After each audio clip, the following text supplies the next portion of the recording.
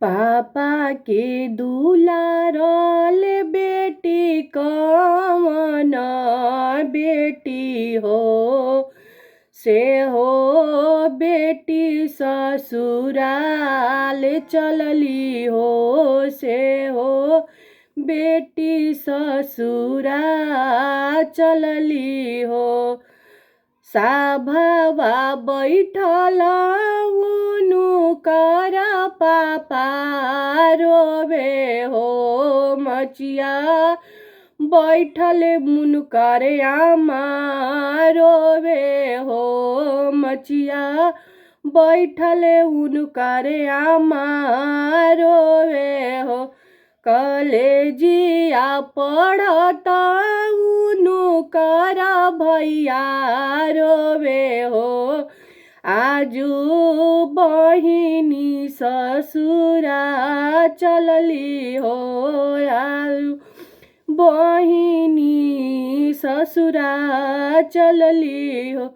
एक को से गईले डढ़िया दूसरा को से हो, घुंघटा उघारी जब देखली हो, कोई नहीं आपन लौके हो, कोई नहीं आपन लौके हो।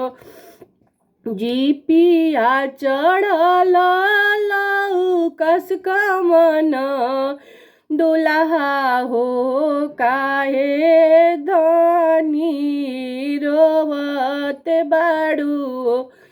मचिया बैठल हमारो आमा देखिया हो, दुआरा बैठल हमरो पापा देखिया हो, आपन मम्मी के बिसारी दिया हो, आपन पापा के बिसारी दिया हो। हमू होइबो आपन हो,